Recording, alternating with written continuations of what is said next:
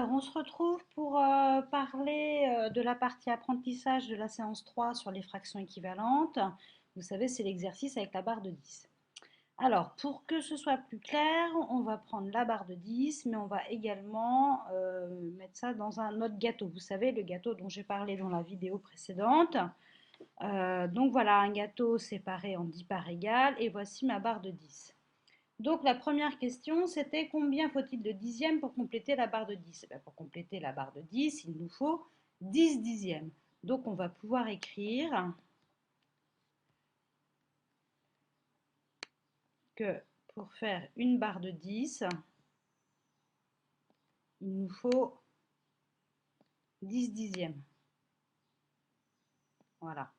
Et 10 dixièmes, hein, on le sait, on l'a vu, ça c'était dans le bilan sur les fractions. 10 dixièmes, c'est une unité. Quand j'ai le même chiffre, le même nombre au numérateur et au dénominateur, c'est égal à l'unité. Donc par exemple, ça veut dire que dans mon gâteau, si je mange les 10 parts de mon gâteau, allons-y, on va les colorier. Si je mange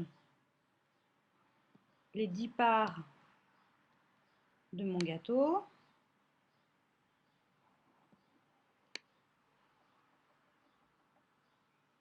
j'aurais bien mangé la totalité de mon gâteau.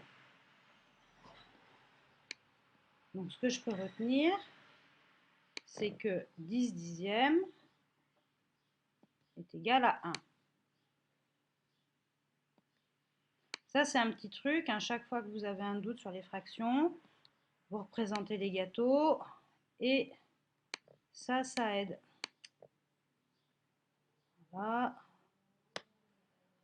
Je continue, je colorie bien les 10. Et vous voyez, si je mange les 10 parts de mon gâteau qui a été découpé en 10, eh bien j'ai bien mangé la totalité de mon gâteau. Ensuite, dans la deuxième question, on vous demandait combien est-ce qu'il faut de demi, donc ça veut dire de moitié, pour compléter la barre de 10. Alors, on va couper notre barre de 10 en deux. Voilà. Combien est-ce qu'il me faut de moitié? Si j'ai déjà une moitié, admettons, je regarde cette moitié-là, j'ai déjà cette moitié-là. Cette moitié-là, c'est un demi. On va l'écrire ici.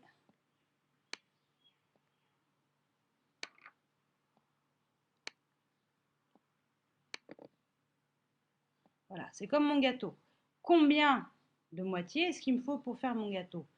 Si je le coupe en deux, j'ai bien une moitié ici plus une moitié ici. Il me faut deux moitiés pour refaire mon gâteau. Et là, c'est pareil.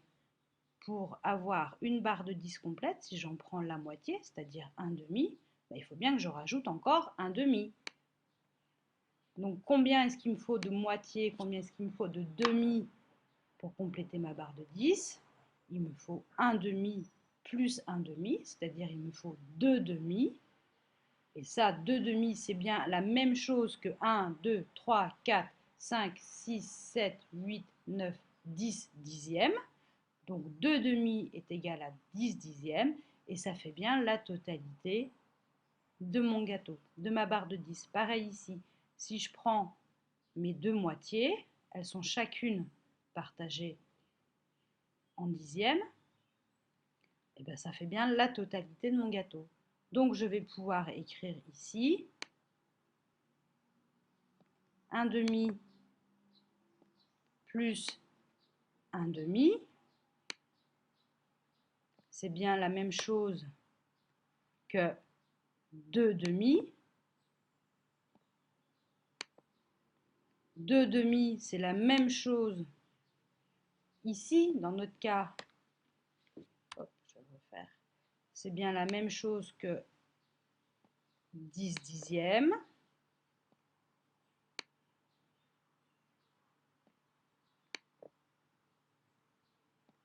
Et c'est bien l'équivalent égal à mon unité, à ma barre entière.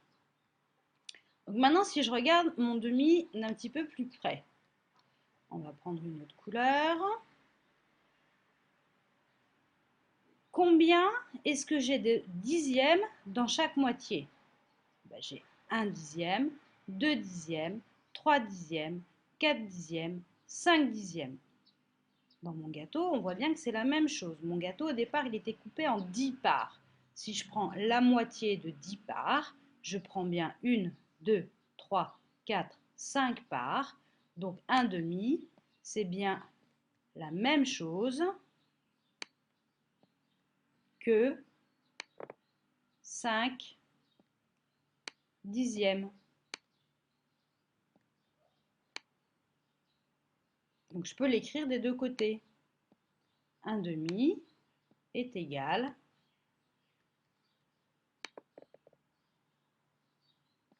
à 5 dixièmes. Donc maintenant, je vais pouvoir écrire ici dans mon égalité 5 dixièmes. Alors, on va d'abord écrire en demi. 1 demi plus 1 demi, c'est la même chose que 5 dixièmes dans mon exemple, plus 5 dixièmes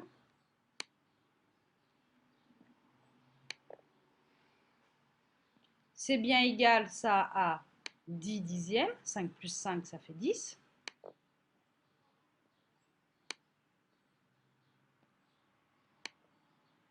Et donc c'est égal à 1. Dans la question suivante, on vous disait, si j'ai déjà une barre de 3 dixièmes, quelle autre barre me faut-il pour compléter la barre de 10? Alors, on va regarder ça. 3 dixièmes, ça fait ça. Donc, je vais écrire 3 dixièmes.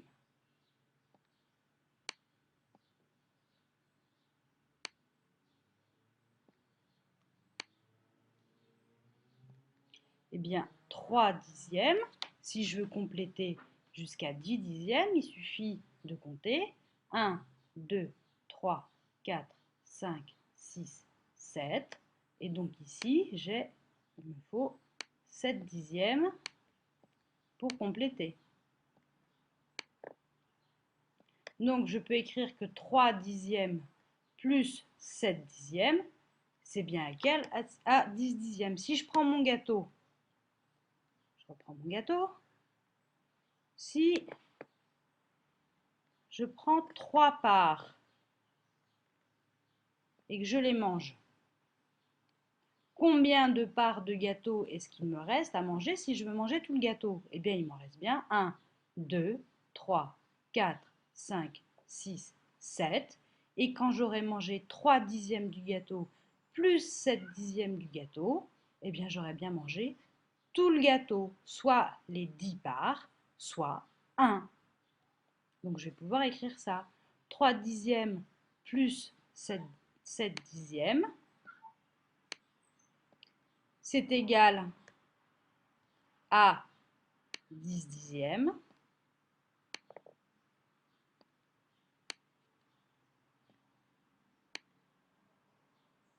Et ça, c'est égal à 1. Conclure, qu'est-ce que je peux dire? Je peux dire qu'une fraction peut s'écrire comme la somme de plusieurs fractions, à condition, quelle est la condition? À condition que les dénominateurs de ces deux fractions soient identiques.